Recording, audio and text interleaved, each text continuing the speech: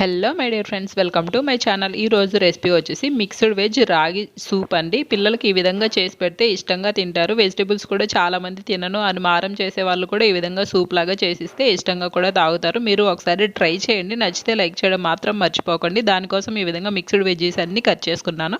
ఒక గిన్నెలోకి కొంచెం రాగి పిండి, కొంచెం సూజీ రవ్వ వాటర్ వేసుకొని ఉండలు లేకుండా కలుపుకున్నానండి. ఇప్పుడు స్టవ్ పైన గిన్నె పెట్టుకొని ఒక 1/2 లీటర్ వాటర్ అయితే వేసుకొని ఇందులోకి మనం కట్ చేసి పెట్టుకున్నటువంటి వెజిటేబుల్స్ అన్నీ వేసుకోవాలి. కొంచెం సాల్ట్ కూడా వేసుకోవాలి. ఇప్పుడు ఇందులో కొంచెం మిరియాల పొడి కూడా వేసుకోవాలండి. ఎప్పుడైనా సూప్స్లో కారం వేసుకోకూడదు, మిరియాల పొడే వేసుకోవాలి. అప్పుడే టేస్ట్ బాగుంటుంది. వెజిటేబుల్స్ అన్నీ ఒక 80% కుక్ అయిన తర్వాత మనం ముందుగా కలిపి పెట్టుకున్నటువంటి రాగి పిండి, సూజీ రవ్వ వాటర్ని అయితే వేసుకొని మనకు దగ్గర పడే వరకు అయితే ఉడికించుకోవాలి. మనకు కావాల్సిన కన్సిస్టెన్సీ వచ్చే వరకు ఉడికించుకోవాలి. చూసారు కదా, ఈ విధంగా బాగా దగ్గరగా అయిన తర్వాత స్టవ్ ఆఫ్ చేసుకొని ఇప్పుడు సర్వ్ చేసేసుకోవచ్చు.